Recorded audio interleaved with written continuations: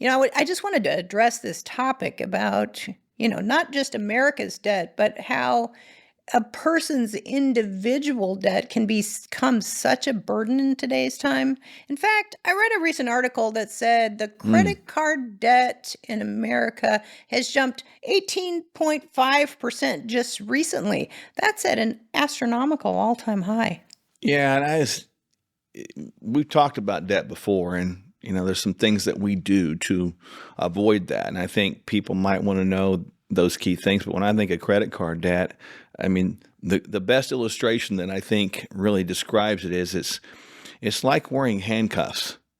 It That's good. prevents you from really effectively living life and maybe even giving somebody else a hug. You can't do anything. You're restricted by that because you're bound to the idea that you took a loan is what it is. Some people have said it's like a third income, but no, it's not. It's a third debt is what it is. And it sort of multiplies the debt the way it's laid out. And we've seen interest rates go up over time, especially even now they're going up because people have had a hard time recently over the last couple of years. Yeah, so they'll take a credit card out thinking that they might get ahead, but if they're looking at that actual interest rate that they're going to end up working X amount of time to pay off, Yeah. then that's kind of like the handcuffs that you're talking about, how it puts their hands behind their back Oh, in terms of trying to get out of debt. I think about credit card debt. It was, I remember the first credit card I got, and I thought, well, if I get a credit card debt that's got a $5,000 limit on it, I can spend that, and then it only cost me $25 a month to pay it off. I really was thinking that. I mean, what an idiot, man, right? But then I got smart one day and learned about this concept called amortization, and I realized that if I paid $25 a month off with that $5,000, by the time I paid it off, I'd given the credit card company almost $15,000. And I don't know about you. I'm not the most brilliant mind out there, but I'm not the worst either. But that didn't sound like a good deal to me. That sounded like the credit card companies were making all kinds of money.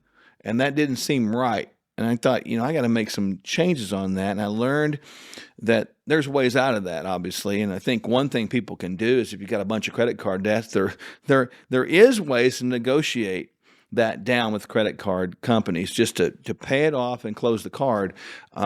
You can. Now, that will take a credit hit, but again, your credit's probably a shot anyway. Another thing people can do is there's a bunch of cards out there where you can transfer the balance of a high interest yielding card to a card that has zero transfer balance and maybe a zero interest for a period of 6 or 8 months or a year. Now, if you do that, be cautious because if you don't pay that thing off, right, you're talking about that interest rate can climb higher than your previous card.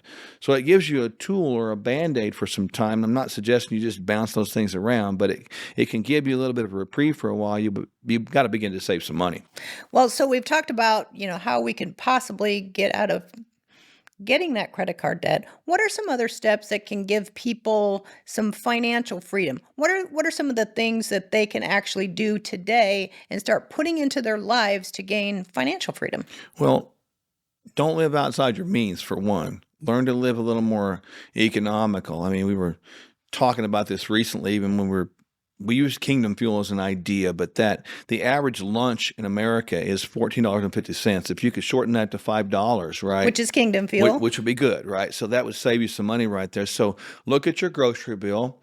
Look at things you do extra. Look at eating out. Eat out less.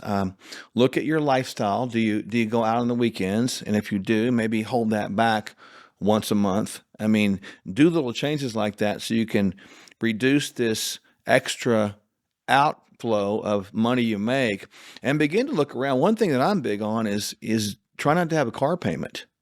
I mean, a car payment is a highly depreciable asset. So if you got a big car payment, see what you can do about getting that off of there and get something you can drive around. It might not be the best, but if it's reliable to get you point A to point B and you don't have a car payment, that's good, right? Mortgages. You can pay one extra payment on a mortgage per year, and you can cut about 10 years off of that length of that loan. That's pretty good to do. There's refinance. You can begin to buy some some tangible assets to hold back in case there's a kind of a stock market collapse like gold and silver. I mean, we've done some of that. Yeah, those are all great assets and great resources. And I think the key that you said is number one, don't live beyond your means. Number True. two, if you're going to get a credit card, you really need to think about what that debt looks like. And what does the amortization of that look like? And how long are you going to be in debt to someone else? Well, now we have credit cards, right? So let me just tell you this, that you can use a credit card for your advantage if you pay it off every month. So what you can do is you can put airline miles on that, That's a bonus. hotel points, That's another bonus. and how about paying it off every month and getting yourself a trip somewhere on a weekend? Wouldn't that be cool? So there's a way to benefit from the current system if we know how to use the system, but we can't let the system abuse and use us. And that's really a key point there. So, a lot of little cool things. And so, again, we've made adjustments with our finances trying to make sure that we had, debt eliminated.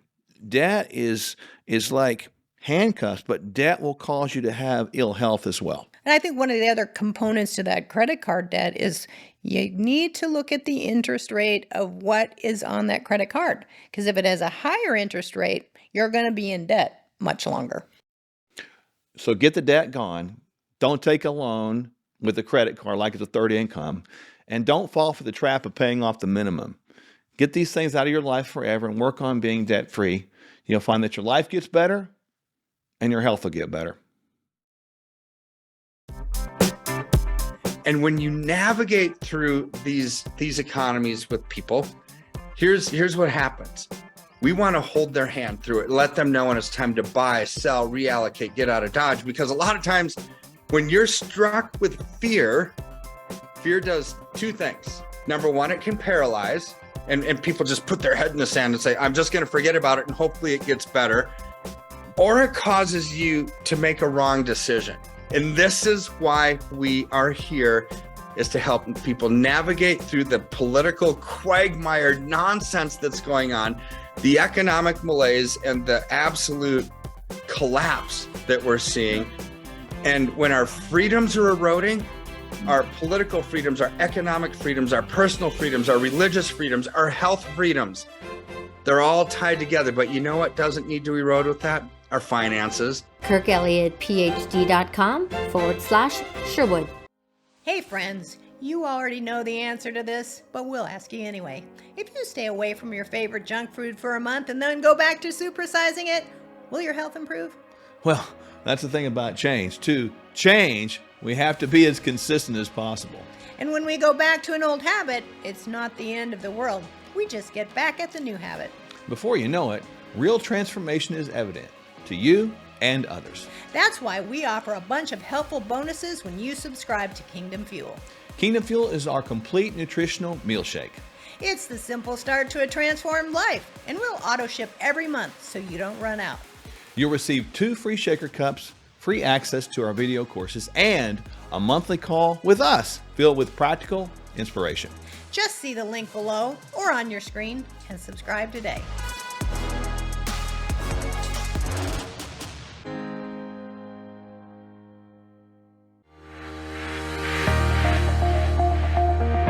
The body's amazing at recovery, so you want to give it every chance, no matter what time it is. So in that context, no, it's certainly never too late. You're never too old to start trying to be healthy. No matter where you are in terms of your health, that you can turn this around. It's never too late to start a wellness program, and it's never too late to reach your healthcare goals. There's an old adage, and I'm not sure where it came from, but I really do like it. And they say the best time to plant a tree is 20 years ago. The second best time is today. We just want people to hang on to hope. We are hope dealers.